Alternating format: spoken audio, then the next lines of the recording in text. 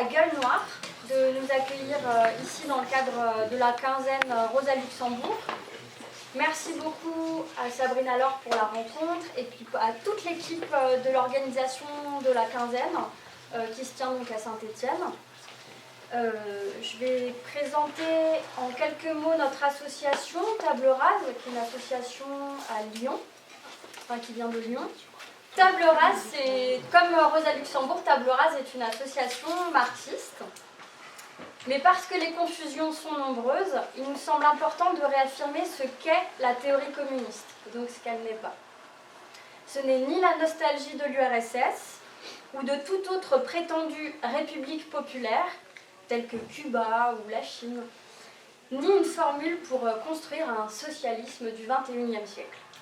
Table Rase se veut être un outil de diffusion, d'analyse et de développement des idées révolutionnaires qui sont l'abolition de l'État, du travail salarié, des classes sociales et de la propriété privée des moyens de production. Nous avons donc, en collaboration avec la quinzaine Rosa Luxembourg, invité ce soir à Saint-Étienne Mylène Gollard, qui est économiste, et qui va introduire la présentation de ce soir sur l'actualité de la pensée économique de Rosa Luxembourg.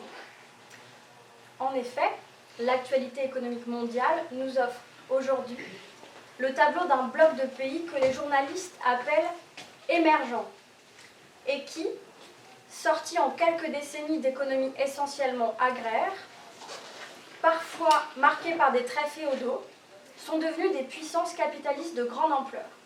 La Chine et l'Inde, mais également le Brésil, la Turquie et bien d'autres, qui exportent à leur tour des capitaux, développent les relations capitalistes dans d'autres groupes de petits pays qui dominent.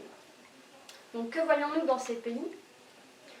En dépit des différents rythmes et de contenus, ils parcourent à une vitesse toujours plus rapide, qui correspond au cycle économique et technique du capitalisme développé, les stades qu'avaient eu à parcourir hier les anciennes puissances industrielles. La Coupe du Monde du Brésil, la destruction du parc Gezi ou le massacre de 300 mineurs tout récemment prouvent que le capital se fiche pas mal du sort des travailleurs. Dans ce nouveau monde, qui n'a jamais compté autant de prolétaires, chaque phénomène illustre plus que le précédent le contraste de richesse et de conditions dans la société. Rosa Luxembourg nous aide aujourd'hui encore à comprendre tout cela, sans revenir sur les controverses que rappellera peut-être Mylène Gollard autour de telle ou telle de ses thèses.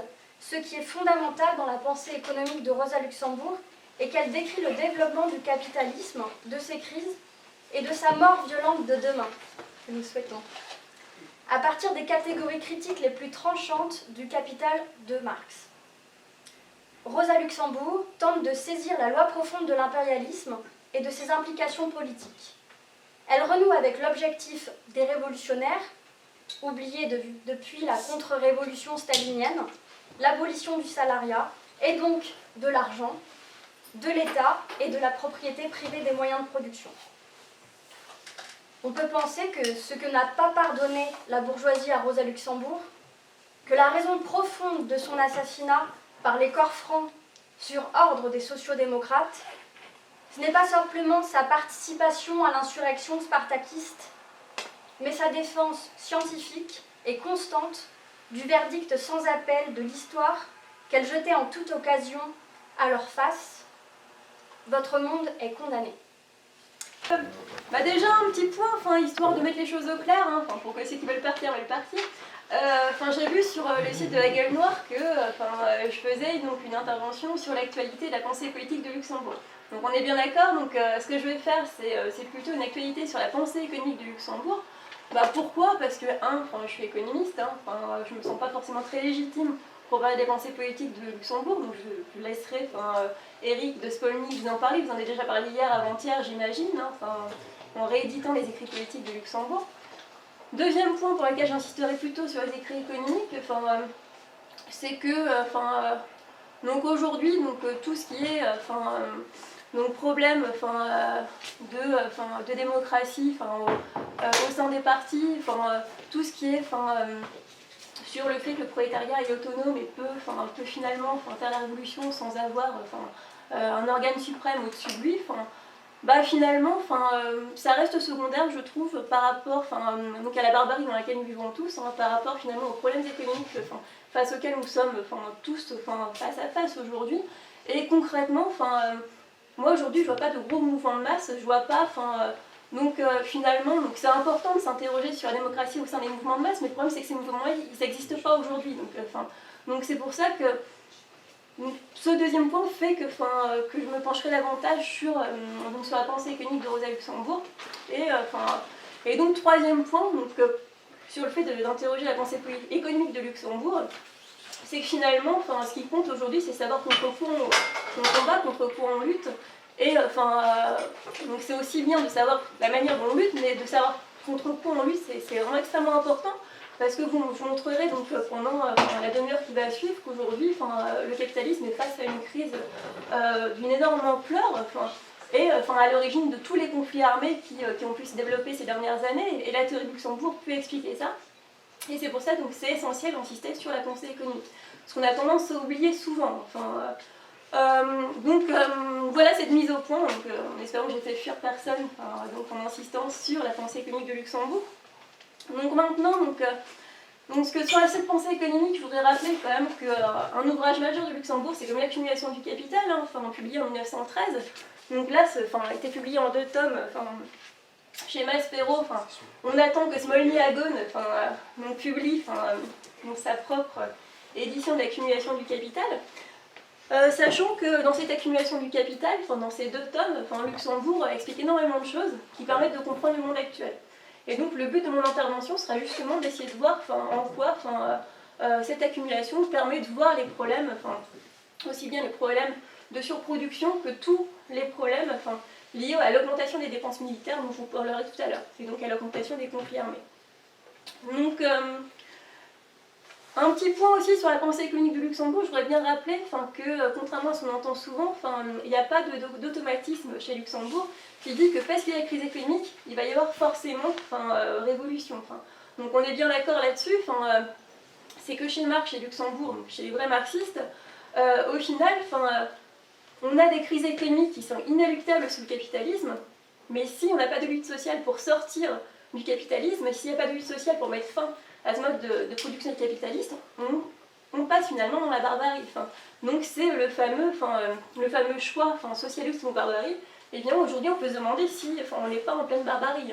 C'est qu'on a quand même une dégradation des conditions de vie depuis 40 ans. Donc on parle beaucoup de la crise des subprimes depuis 2008, sachant que la crise économique remonte à la décennie 70 et peut se comprendre grâce à la grille d'analyse marxiste, et qu'aujourd'hui on ne peut pas relativiser en disant non, on peut quand même essayer d'améliorer les choses en votant pour tel ou tel parti, en essayant d'augmenter les salaires, en essayant d'avoir des luttes qui restent très ponctuelles, sans vraiment vouloir mettre à bas le capitalisme.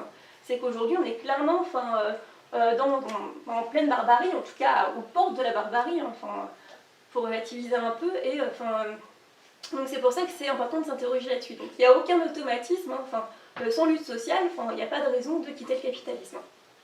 Donc le plan là, de ce que je vais faire, c'est que rapidement, je vais voir les grosses difficultés économiques actuelles, notamment les problèmes de surproduction qui sont expliqués chez Luxembourg, donc comment Luxembourg explique les crises économiques, et ensuite, quelles sont les manières de dépasser ces crises économiques, ponctuellement, notamment tout ce qui est dépenses militaires.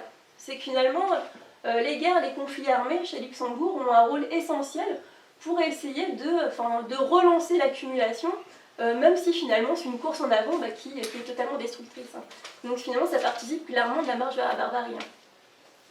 Donc justement la suraccumulation de capital à l'échelle mondiale. Donc un petit point sur le contexte de crise actuelle, avec les outils d'analyse marxiste. Donc j'ai mon bouquin sur Karl Marx à Pékin, qui est sorti il y a 2 semaines, où en fait je m'interroge sur les crises économiques dans le cas de la Chine. Aujourd'hui, grand pays émergent qu'on considère comme la grande réussite du mode de production capitaliste, pour ceux qui ne sont pas encore totalement dégénérés à parler de socialisme en Chine. Donc dans Karl Marx à Pékin, je reprends toute la grille d'analyse marxiste pour essayer de comprendre finalement les grosses difficultés économiques de la Chine qui font que d'ici peu de temps, tout risque de s'écrouler. Donc je ne vais pas m'attarder ici sur ce problème-là, donc on va revoir simplement le cas des pays développés. la grille d'analyse marxiste avant de voir le problème de Luxembourg. Donc pour les pays développés, donc je vous rappelle, hein, depuis les années 60, dans la grille d'analyse marxiste, on observe bien donc, une baisse du taux de profit. Donc on observe bien une baisse du taux de profit qui est liée simplement, donc je vais revenir un peu pour ceux qui ne sont pas forcément très familiers avec cette théorie, qui est liée au fait que pour Marx, on utilise de plus en plus de capital, de biens d'équipement, de machines, au détriment du travail, donc dans l'appareil productif, hein, donc sous l'effet de la concurrence. Or, seul le travail crée de la valeur. Donc, plus vous allez finalement augmenter l'intensité capitalistique, ce que Marx appelle la composition organique du capital, plus vous allez peser sur le taux de profit. Donc, globalement, depuis les années 60, c'est ce qu'on observe dans les pays développés. Même les économistes non marxistes l'observent. Même les économistes non marxistes observent qu'on a quand même une baisse de productivité, on a une baisse de rentabilité des entreprises, et les économistes non marxistes en général n'arrivent pas à expliquer ça. Donc depuis la décennie 60, donc, on a clairement un problème sur cette baisse du taux de profit, même si ça se redresse depuis la décennie 1980. Donc depuis la décennie 80, on a un léger redressement du taux de profit, mais qui n'est pas retourné à son niveau des années 50-60. Comment on arrive à avoir ce redressement du taux de profit? Simplement avec une exploitation du travail bien supérieure. C'est qu'aujourd'hui, on fait des pressions sur les salaires, donc ça permet de redresser le taux de profit, mais on est toujours en crise. Donc, et l'autre solution, c'est le gonflement de bulles spéculatives qui va créer donc, de la plus-value fictive, donc juste avant d'éclater. Donc la décennie 80, depuis la décennie 80, on est caractérisé par une augmentation de l'exploitation des travailleurs et par des bulles spéculatives qui permettent de redresser temporairement le taux de profit. Donc évidemment, ça au détriment de la vie de tout un chacun lorsque ces bulles éclatent et lorsqu'on subit directement l'exploitation. Donc Marx, Luxembourg, a une vision un peu différente. Donc pour elle, donc dans l'accumulation du capital, elle montre bien qu'on a un problème au niveau du taux de profit, donc en 1913, hein, mais donc elle va insister sur le fait que la baisse du taux de profit ne peut pas expliquer à elle seule donc, les crises du capitalisme. Donc il y a une petite formule qui dit que chez Luxembourg, que si on attend que la baisse du taux de profit mette fin au capitalisme, autant attendre que le soleil s'éteigne. Donc pour elle, il y a quelque chose qui est plus profond, qui est beaucoup plus dramatique pour le capitalisme, c'est les crises de surproduction. Notamment, elle reprend les schémas du livre 2 du Capital de Marx, et donc elle remontre avec les formules de Marx, donc on a des phénomènes de surproduction, c'est-à-dire qu'on n'arrive pas à écouler tous les biens de production qui sont produits dans la section 1 et tous les biens de consommation de la section 2. Donc pour elle, il y a un problème au niveau de la réalisation de la plus-value, c'est qu'à terme, on risque d'avoir finalement de plus en plus de marchandises excédentaires qu'on n'arrive pas à vendre. Donc finalement, il y a une solution pour elle, c'est l'impérialisme, hein, qui avait déjà été étudié par Marx. Donc l'impérialisme, c'est d'aller écouler ces marchandises excédentaires dans des pays qui ne sont pas encore totalement intégrés au mode de production capitaliste. Donc la solution, c'est de vendre ces marchandises au XIXe siècle, au continent, comme l'Amérique latine, comme l'Afrique, donc non encore intégrés au mode de production capitaliste, donc pour remédier à ces problèmes-là. Donc oui, certains me diront oui, mais non, finalement au XIXe siècle, la périphérie, elle n'a pas vraiment été utilisée pour la révolution industrielle. Si, c'est que la révolution industrielle, clairement, on se rend compte qu'elle n'aurait pas pu se mettre en place sans les pays dits de la périphérie, du mode de production capitaliste, notamment, tous les économistes aujourd'hui sont d'accord pour dire que l'Angleterre exportait 40% de sa production industrielle vers ce qu'on appelle aujourd'hui l'actuel tiers-monde. De même pour la France. La France, en 1914, avait plus de 50% de sa production qui était exportée vers ses colonies. Donc finalement, on observe vraiment qu'on a un poids, un rôle très important de l'impérialisme qui permet de faire face aux crises. Mais bon, certains vous diront, oui, mais cette thèse de Luxembourg, elle est remise en question aujourd'hui parce que la majorité des échanges se font entre pays du Nord, entre pays riches. Oui, parce que justement, tous les pays ont été intégrés au mode de production capitaliste. Finalement, aujourd'hui, Luxembourg l'évoquait bien dans l'accumulation du capital, c'est qu'à terme, les pays allaient s'industrialiser eux-mêmes. C'est ce qui s'est passé pour tous les pays d'Amérique latine depuis les années 30, et donc allaient finalement faire gonfler leur propre excédent de production, et donc allaient plus pouvoir continuer à importer les produits des pays développés. Donc finalement, depuis la décennie 1950, les pays de la périphérie sont de moins en moins utiles pour absorber les excédents de production, et donc on peut se demander bah finalement, quelle est la solution là? C'est que l'impérialisme n'est plus suffisant pour faire face aux crises du capitalisme. Donc aujourd'hui, les dernières frontières du capitalisme ont été atteintes, donc il y a clairement un problème. Bon, certains me diront, bon, bah, il y a des problèmes de surproduction, la solution, c'est la solution de gauche, dite keynésienne, c'est d'augmenter les salaires. Donc s'il y a trop de production, s'il n'y a pas assez de consommation, on augmente les salaires, c'est logique. Déjà dans le capital, déjà dans l'accumulation du capital de Luxembourg, Luxembourg et Marx remettent totalement en question cette possibilité. Clairement, si vous augmentez les salaires, c'est pour ça que j'ai commencé par ça tout à l'heure, vous risquez de peser encore plus sur le taux de profit.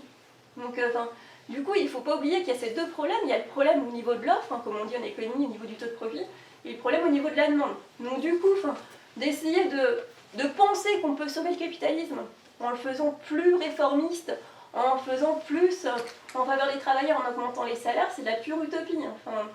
C'est pour ça qu'aujourd'hui, de participer aux élections pour les partis qui vous promettent une hausse des salaires, c'est de la pure démagogie.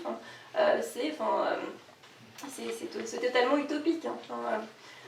Donc finalement, Luxembourg mettait bien ça en avant, et ça pose problème parce qu'aujourd'hui, l'accumulation du capital, dans sa version anglaise, est préfacée par une économiste qui s'appelle Joan Robinson, qui est une économiste keynésienne. Et Joan Robinson, son truc c'est de dire oui, c'est vrai que pour Luxembourg, lui, il pensait à quelque chose, c'est la hausse des salaires. Donc finalement, aujourd'hui, on a plein de keynésiens qui vont reprendre Luxembourg pour dire Luxembourg avait oublié un petit truc, c'est que finalement le capitalisme on peut le sauver grâce à la hausse des salaires. Mais non, encore une fois, elle le mettait bien en avant, on ne peut pas augmenter les salaires pour sauver le capitalisme. Donc voilà, ça c'est les premiers problèmes au niveau de la baisse du taux de profit, donc tous les problèmes traditionnels qui sont observés chez Marx et chez Luxembourg. Bon maintenant, je vous ai parlé de l'actualité, donc où on en est aujourd'hui. Au final on pourrait dire, c'est vrai qu'au journal de TF1 on n'entend pas souvent parler de surproduction, on n'entend pas souvent parler de baisse du taux de profit, mais est-ce qu'on a des choses concrètes sur ces problèmes-là? Il y a quelques indicateurs qui ne sont pas forcément révélés par les médias, qui ne sont pas forcément mis en avant. C'est notamment le premier indicateur, c'est ce qu'on appelle l'utilisation des capacités de production. Donc l'utilisation des capacités de production, c'est de voir que dans les entreprises, tous les biens d'équipement ne sont pas utilisés à leur pleine capacité. C'est qu'on a une machine qui va utiliser que la moitié de la journée, plutôt que 24 heures. Et donc on calcule ce taux d'utilisation des capacités de production depuis les années 50, et on observe que ce taux d'utilisation des capacités de production, aujourd'hui, il est seulement à 70%, alors qu'il y a 40 ans, il était à 85%. Donc on a une forte baisse du taux d'utilisation des capacités de production. Donc ça veut dire quoi? C'est que finalement, aujourd'hui, les entreprises ne fonctionnent pas à leur pleine capacité, n'utilisent pas toutes leurs machines. Et pourquoi? Ça, tout le monde le sait, c'est parce qu'il n'y a pas suffisamment de demande. Donc là, clairement, tous les économistes sont d'accord. Donc il y a clairement un problème de demande qui explique des taux d'utilisation qui sont assez faibles des machines. Le cas de l'automobile est assez emblématique. Donc le cas de l'automobile, aujourd'hui à l'échelle mondiale, on considère qu'on a à peu près 20% de la production automobile mondiale qui est excédentaire. Donc finalement aujourd'hui, on a de nombreuses firmes automobiles qui sont en phénomène de surproduction, et ce qui explique qu'on a les États-Unis par exemple qui vont massivement renflouer ce secteur après la crise des subprimes. Donc on a comme certains secteurs qui sont très touchés par ces phénomènes de surproduction, qui peuvent s'expliquer justement par la théorie de Luxembourg. Donc de même dans Karl Marx à Pékin, dans le livre qui est sorti il y a 2 semaines, j'insiste sur le phénomène de surproduction dans le cas de la Chine. Donc la Chine, en général, c'est la grande réussite au niveau mondial, sachant que le taux d'utilisation des capacités de production dans les entreprises est à 50%. C'est-à-dire que 50% des machines ne sont pas utilisées donc la moitié du temps. En gros, on n'utilise que 50% des machines. Donc on a un taux d'utilisation des capacités de production qui est très très faible. Et à côté de ça, on a des gros phénomènes de surproduction. Donc tout le monde a entendu dire que la Chine était le premier producteur d'automobiles au monde. Donc aujourd'hui, en Chine, on produit à peu près 20 millions d'automobiles au monde. Donc la Chine est même passée devant les États-Unis. Et sur ces 20 millions d'automobiles, aujourd'hui, on estime que plus de 5 millions est excédentaire. C'est-à-dire qu'on a 5 millions de véhicules qui restent dans les parkings qui sont invendus. On a ces problèmes-là dans l'automobile en Chine. On a ces problèmes-là dans les panneaux solaires, dans l'éolien, dans tous les matériaux de construction. Donc on a de nombreux secteurs qui rencontrent des difficultés. et qui font que le gouvernement chinois est obligé d'essayer de trouver des solutions, de concentrer les entreprises, d'enfermer certaines, en tout cas d'essayer de ralentir un peu le processus d'accumulation pour limiter ces phénomènes. Donc là, clairement, donc la Chine est un exemple type, et c'est évident qu'avec un taux d'investissement qui a atteint un record mondial, 47% du PIB, et une consommation qui a atteint aussi un record mondial, mais dans le sens inverse, à 35% du PIB, la consommation des ménages en Chine, elle correspond donc relativement par rapport au PIB, elle correspond donc à la consommation de la République démocratique du Congo. Donc certains expliquent donc cette surproduction par la déconnexion entre l'investissement et la consommation des ménages. Mais sachant que la thèse de Luxembourg, donc sur les schémas de production, explique justement ces phénomènes de surproduction finalement beaucoup plus clairement. Donc, est-ce qu'il y a une solution pour faire face à cette surproduction aujourd'hui? Donc avant de voir les dépenses militaires, on peut peut-être insister sur le rôle de l'endettement public et privé. Donc clairement aujourd'hui on a une grosse bulle du crédit, l'endettement privé a énormément augmenté, on a beaucoup parlé des États-Unis pendant la crise des subprimes. C'est que pour faire face à la surproduction américaine, donc le gouvernement américain a beaucoup encouragé les ménages américains à s'endetter auprès des banques, notamment donc en 2008 on considérait que en moyenne la dette des ménages américains atteignait 145% de leurs revenus. Donc la dette totale correspondait à 140% de leurs revenus annuels, ce qui est extrêmement élevé, mais sachant que dans le cas de la France ça a énormément augmenté. Aujourd'hui on a un taux d'endettement des ménages en France qui atteint 80%. Et la Banque de France insiste de plus en plus sur les phénomènes de surendettement des ménages. C'est qu'on peut avoir une crise de surendettement en France comme celle qui s'est produite aux États-Unis donc en 2007-2008. Donc là, clairement, cette bulle du crédit privé a permis de faire face en partie à la surproduction, de limiter les phénomènes de surproduction donc à l'échelle mondiale. Donc on a l'endettement privé, mais finalement l'autre endettement extrêmement important à côté, c'est comme l'endettement public. Donc l'endettement public, on en parle beaucoup, mais je pense qu'on a du mal à voir son ampleur. C'est que la dette publique américaine aujourd'hui, elle est légèrement supérieure à 100% du PIB, la française elle est à 95% du PIB, alors qu'on était donc autour de 20-25% au début de la décennie 80. On a eu une explosion de la dette publique dans les pays développés qui correspond à la dette publique qu'on avait pendant la Première et la Seconde Guerre mondiale. Donc le niveau des dettes publiques n'avait jamais été atteint auparavant en dehors des situations de guerre. Donc là, c'est ce qui montre clairement qu'on est dans une situation d'urgence où seul l'État finalement arrive à injecter suffisamment d'argent dans l'économie pour essayer de limiter l'ampleur de la catastrophe. Mais encore une fois, donc Marx insistait aussi beaucoup là-dessus, Luxembourg aussi, c'est que l'État, il fait que mettre en place une espèce de capitalisme drogué, c'est que finalement cet endettement repose absolument sur rien. C'est que la dette des ménages américains, on a bien vu qu'en 2008, elle a fini par s'écrouler, c'est qu'on a des ménages américains qui n'y arrivent plus à rembourser. La dette publique, le gros débat aujourd'hui en économie, c'est de savoir est-ce qu'on est pour ou contre la dette publique, mais sachant que là c'est le même principe, c'est que la dette publique, on est toujours dans un capitalisme drogué qui risque d'éclater à un moment ou à un autre.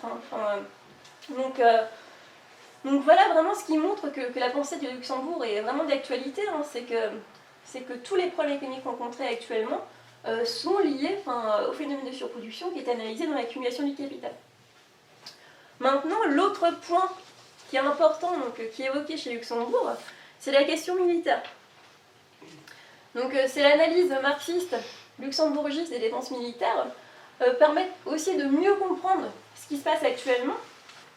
C'est que l'arrivée de la barbarie, elle s'explique par la multiplication des crises. Depuis la décennie 70, donc, les pays développés sont confrontés régulièrement à des crises qui font qu'aujourd'hui un pays comme la Grèce ou comme l'Espagne ont 25% de chômeurs, ou en France on a un taux de pauvreté qui est à 15% de la population française, on l'oublie souvent.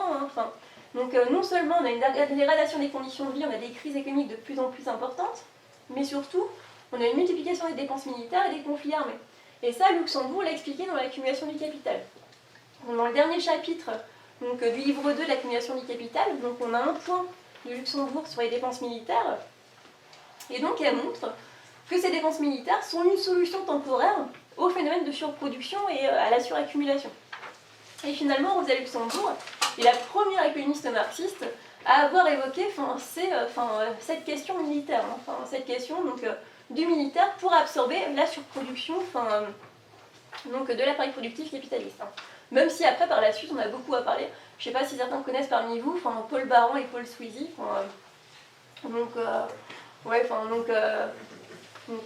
Stalino-trotskiste. Sur lesquels on a beaucoup parlé, mais sachant que ce ne sont pas les économistes initiateurs du concept des dépenses militaires pour relancer l'accumulation. La première économiste marxiste, c'est comme Luxembourg a évoqué la question. Donc finalement, dans ce dernier chapitre de l'accumulation, elle montre que les dépenses militaires, ça n'a absolument rien à voir avec les autres dépenses de l'État. Donc notamment, elle insistait beaucoup sur les dépenses de l'État qui permettaient d'entretenir les fonctionnaires, qui permettaient d'entretenir l'appareil d'État traditionnel. Et une petite citation, donc elle disait que ces dépenses publiques traditionnelles, elles faisaient que transférer une partie de la consommation de la classe ouvrière aux parasites de la classe capitaliste. Donc finalement, on baissait la consommation de la classe ouvrière, mais on augmentait la consommation de ces classes dites parasites, donc par Luxembourg. Donc au final, ça se compensait. Donc on n'arrivait pas à lutter contre la surproduction de cette manière. Par contre, le militaire, c'est un nouveau champ pour l'accumulation pour Luxembourg. C'est un nouveau champ donc, pour essayer de résoudre les crises. Pourquoi? Parce que ça va permettre de stimuler l'investissement. C'est que finalement, donc, elle montre qu'on va extorquer des impôts. Donc on va augmenter les impôts en direct. Donc extorquer donc, à la population, donc, aux ouvriers, aux paysans, donc à l'ensemble de la population. Donc pour augmenter finalement artificiellement la plus-value et pour investir dans l'industrie militaire. Donc finalement, on a une augmentation de l'exploitation pour investir dans l'industrie militaire. Et là où ça change finalement de l'entretien de l'appareil d'État, c'est qu'une partie de ces dépenses militaires va être détruite directement sur le terrain militaire, sur le terrain des conflits armés. Donc là, on résout les problèmes de surproduction simplement en détruisant les marchandises. Donc pour Luxembourg, finalement, le militaire correspond à des nouveaux débouchés pour l'État et permet de recruter de nouveaux travailleurs, d'investir à nouveau, et en plus de lutter contre la surproduction en détruisant finalement les marchandises produites pendant les conflits armés. Donc c'était la solution idéale pour essayer de relancer le capitalisme, évidemment aux frais des conflits armés et de tout ce qui s'ensuit. Certains me diront « Oh, c'est gros quoi ». D'où l'actualité. Comment on peut comprendre finalement ces dépenses militaires aujourd'hui? Donc l'actualité, on va retourner peut-être au 19e siècle.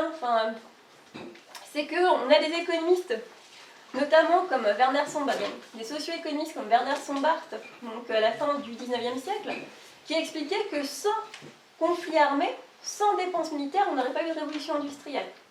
Donc pareil, on a un autre économiste qui s'appelle Veblen, donc pareil à la fin du 19e siècle, qui montrait que on a eu une grosse dépression, donc la fameuse Grande Dépression à la fin du 19e siècle, entre l'Espagne et les États-Unis, donc à la fin du 19e siècle, on n'aurait pas pu sortir de cette crise, de cette Grande Dépression. Donc finalement, historiquement, on s'aperçoit, c'est vrai que le militaire permet d'offrir de nouveaux débouchés, permet d'offrir de nouveaux champs d'investissement, permet finalement de stimuler l'innovation également, et donc permet finalement de stimuler énormément le mode de production capitaliste. La Première Guerre mondiale, donc on l'oublie souvent, mais en 1914, les États-Unis étaient en récession. Donc les États-Unis étaient en récession, et là, miracle, donc le conflit armé, donc la Première Guerre mondiale, a fait qu'on a un taux de chômage qui est passé de 7,9% de la population active en 1914, donc 7,9% le chômage en 1914, à 1,4% en 1918. Donc finalement, la Première Guerre mondiale, on s'aperçoit qu'elle a redonné un peu du souffle à l'économie américaine, qui commençait un petit peu à s'essouffler. Donc justement, avec le fait qu'on avait 1/5 des ressources américaines qui étaient orientées vers la guerre pendant le premier conflit armé, on voyait que c'était extrêmement performant. Donc on a un autre économiste, Keynes, finalement, le fameux économiste de gauche des années 30, on pourrait dire, qui insistait aussi beaucoup sur le rôle des dépenses militaires. Donc là, j'ai une citation de Keynes qui vous disait « La construction de pyramides, les tremblements de terre et même les guerres peuvent servir à accroître les richesses ». Donc ça peut paraître un peu cynique, mais globalement, on observe que c'est vrai que sans ces guerres, sans ces conflits armés, on n'a pas ce redressement du capitalisme. Donc c'est pour ça qu'on parle de keynésianisme militaire en général. Le keynésianisme militaire, c'est que les États se rendent compte, je vous donnerai quelques exemples tout à l'heure, que pour relancer le système, il faut investir de plus en plus dans le militaire. Donc Keynes, en 1931, mettait sur le même plan les dépenses civiles et militaires, En 1939, Keynes écrivait un petit article pour dire qu'il fallait absolument un plan de réarmement pour la Grande-Bretagne, pas pour faire face à l'Allemagne nazie, hein, mais pour redresser l'industrie britannique. Donc là, clairement, on a des économistes finalement assez orthodoxes, assez libéraux, hein, comme Keynes, qui finalement se rendent compte eux-mêmes, donc dès les années 30, que c'est vrai que ces dépenses militaires sont vraiment indispensables. Donc c'est vrai qu'en 1938, donc on avait un plan de relance qui avait été mis en place à l'époque, on avait essayé d'augmenter les salaires, etc., donc le fameux New Deal américain.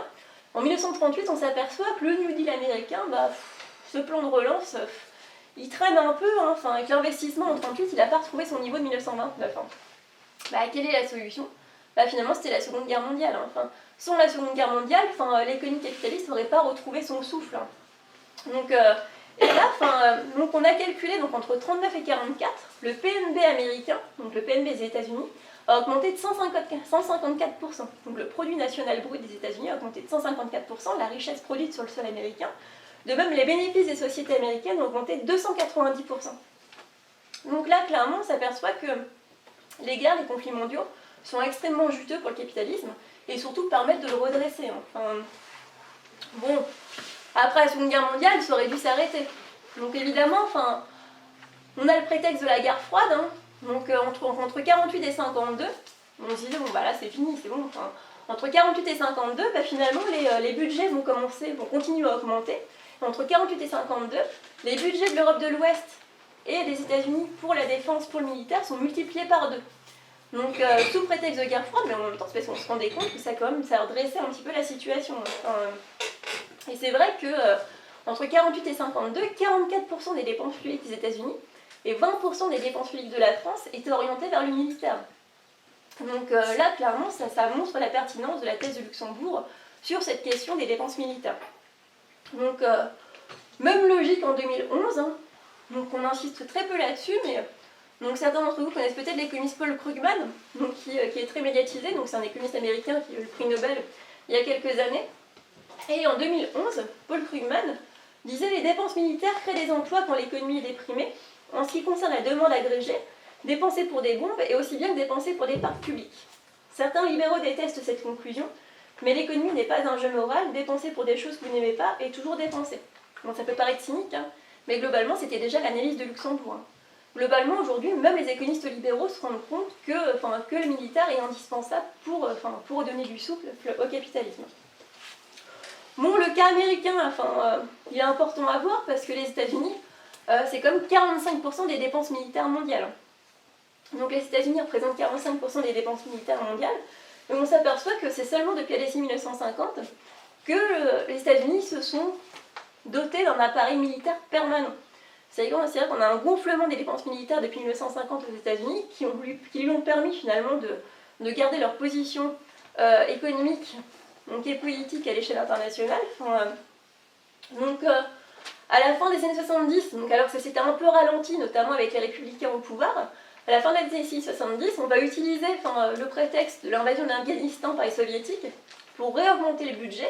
Et là, même les républicains, qui jusque-là étaient un peu hostiles même aux dépenses militaires, vont se dire, finalement, c'est vrai qu'on est en crise aussi pendant la décennie 70, d'où l'intérêt d'augmenter ces dépenses. Et c'est là que finalement Reagan arrive au pouvoir, et Reagan va mettre en place la fameuse guerre des étoiles, l'initiative de défense stratégique, avec des dépenses militaires faramineuses, notamment avec le projet d'avoir un énorme bouclier pour protéger les États-Unis d'une attaque nucléaire, mais on va voir finalement des dépenses extrêmement fortes dans ce domaine-là. Et ce qui va expliquer en partie qu'entre 1980 et 1990, on va avoir un gonflement de la dette publique américaine qui a passé de 25% du PIB à 50%. Et ces dépenses militaires ont servi en grande partie à gonfler cette dette. Finalement, après la disparition de l'URSS, on aurait pu se dire, les dépenses ont peut-être diminué, on n'est plus en situation de guerre froide. Mais finalement, évidemment, à la disparition de l'URSS, on a de nouveaux ennemis qui vont apparaître.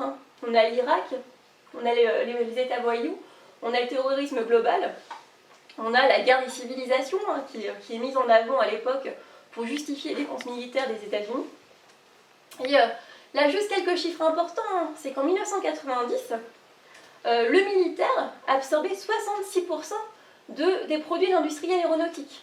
Donc finalement, donc, une société comme Boeing, ou même comme Airbus, donc en Europe, ont pu se développer donc, essentiellement grâce aux débouchés militaires. La construction navale, c'est 93%.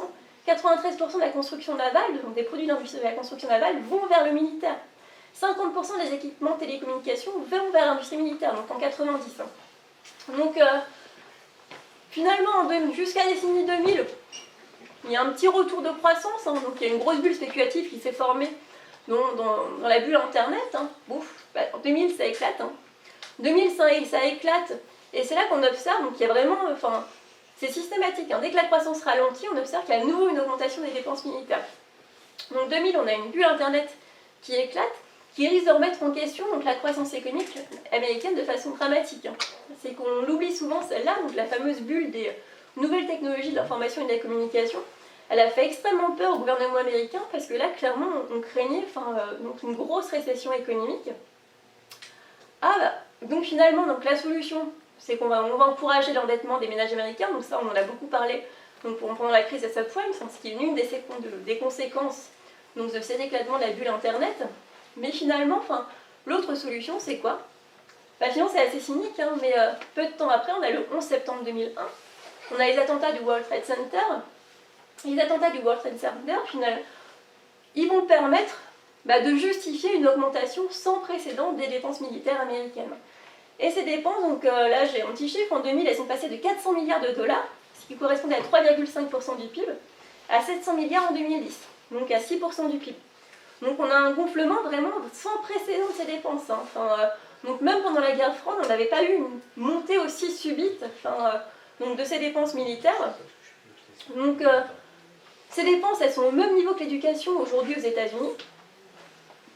Entre 2001 et 2005, donc en pleine bulle immobilière, on avait compté que ces dépenses militaires correspondaient à 30% d'investissement privé.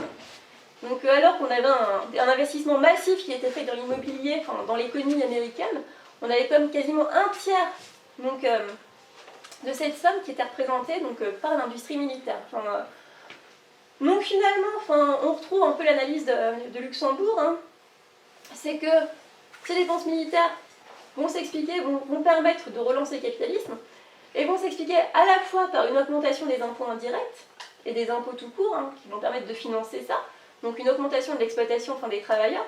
Mais l'autre solution, qui n'a pas forcément été suffisamment développée par Luxembourg, à mon avis, c'est le problème de l'endettement. C'est que clairement, l'endettement, la rentrée dans un capitalisme drogué, a permis d'absorber, de donner davantage de pouvoir à l'État pour ses dépenses militaires et pour absorber tous les excédents de production de l'industrie.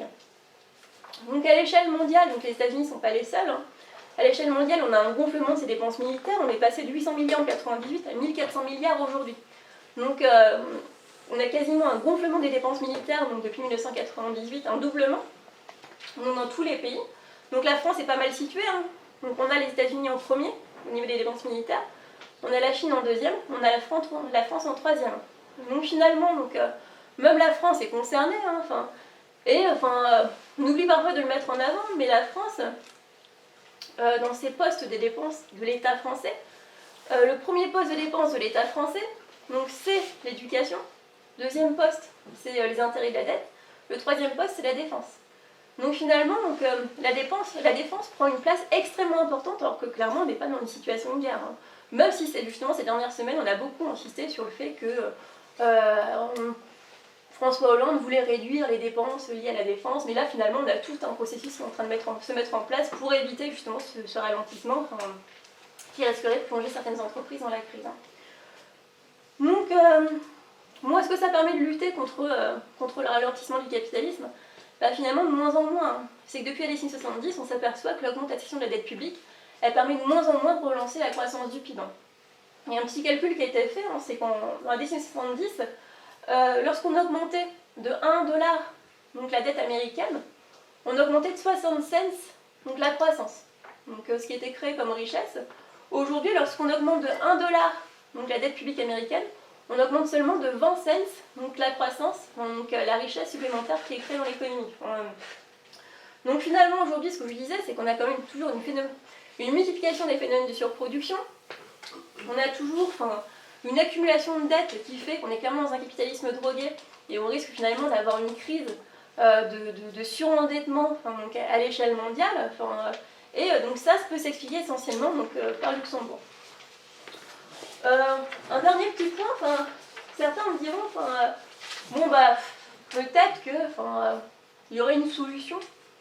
Donc si vous n'avez pas totalement suivi, bon pourquoi on ne dépense pas plus dans l'industrie civile? Donc c'est souvent ce qui est dit, donc certains vous diront, donc on a beaucoup de marxistes, notamment au sein du PCF aujourd'hui, qui vont vous dire, oui mais en fait l'État il n'est pas si méchant que ça, parce que finalement on pourrait pousser à aller aux élections et pousser l'État à diminuer ses dépenses liées à la défense et à finalement aller vers une révolution énergétique, à aller investir dans les éoliennes, dans les panneaux solaires, et pour diminuer le coût de l'énergie. Ça permettrait d'absorber les excédents de production. Donc finalement, donc ça se répète depuis 50 ans, ce débat-là. Pourquoi cette analyse n'est pas bonne? Pourquoi l'industrie civile ne peut pas remplacer l'industrie militaire?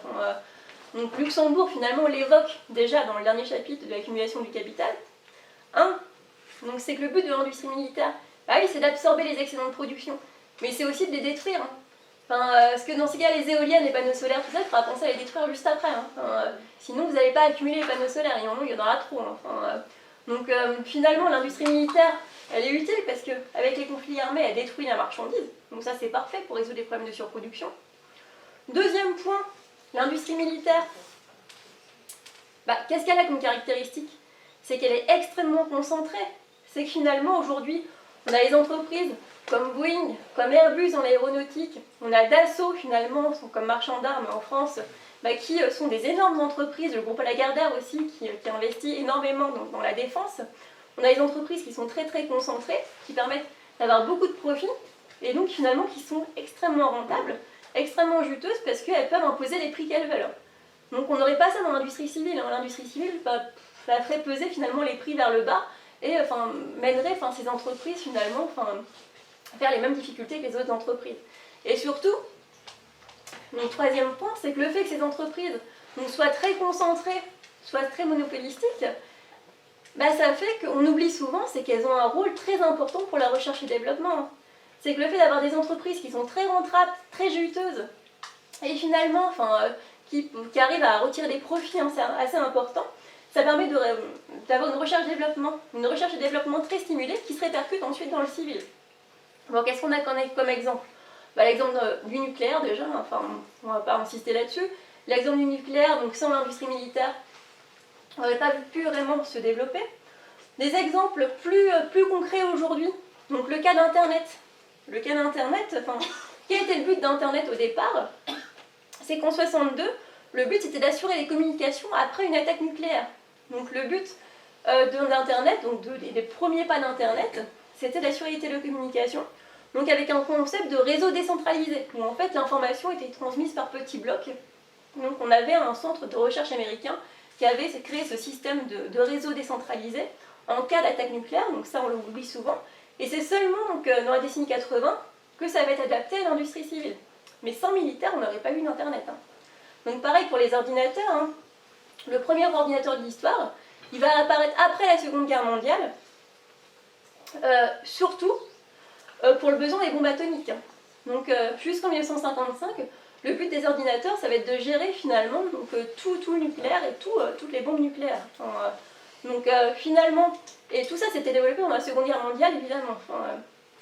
Donc un autre point aussi, le premier avion commercial américain, le Boeing 707, qui a été lancé en 1957, c'est finalement le descendant d'un avion américain ravitailleur, donc de la Seconde Guerre mondiale.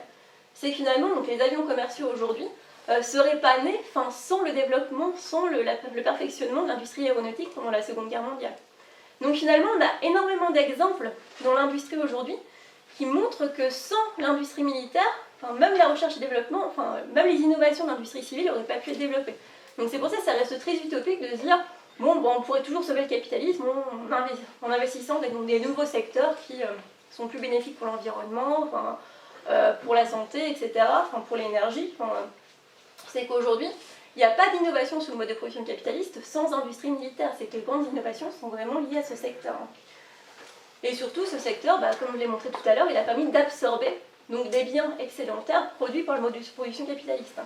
Ce que l'industrie civile est incapable de faire parce que, donc, justement, Luxembourg le montrait, c'est qu'on a des phénomènes de surproduction qui sont clairement inéluctables sous le capitalisme. Bon, ça peut paraître une analyse pessimiste tout ça, c'est finalement quand on s'aperçoit qu'on a un capitalisme qui est en crise, on a des phénomènes de surproduction qui vont augmenter de plus en plus. Pour faire face à cette surproduction, on va multiplier les bulles spéculatives sur le marché financier, au niveau des dettes publiques, des dettes privées, on va multiplier les conflits armés, donc les dépenses militaires. Donc peut-être que la solution là, pour faire face à la crise actuelle, c'est un prochain conflit mondial. Donc ça reste très pessimiste tout ça. Mais ce qui est important quand même de garder en tête, c'est comme d'être conscient de ce qui se passe. C'est qu'aujourd'hui, clairement, on est à une période de l'histoire où, en admettant qu'on ne soit pas encore totalement dans la barbarie, ça y ressemble fortement. Et que sans lutte sociale pour mettre fin à ce mode de production capitaliste, on ne sortira pas de ces difficultés-là. Il ne faut pas oublier que le mode de production capitaliste, donc Table Rase l'a rappelé tout à l'heure, c'est l'État, c'est le salariat, c'est la valeur. Donc finalement, d'aller participer à des élections pour voter pour tel ou tel parti, ça reste un peu absurde. C'est qu'aujourd'hui, il n'y a pas de possibilité de réforme du capitalisme. C'est qu'on est finalement au pied du mur. Donc ça reste très pessimiste, mais donc c'est important d'être conscient de ça et de pas se faire flouer finalement par de fausses solutions. Donc finalement je vais conclure. Je m'excuse peut-être de vous avoir un peu cassé le moral avec cette présentation.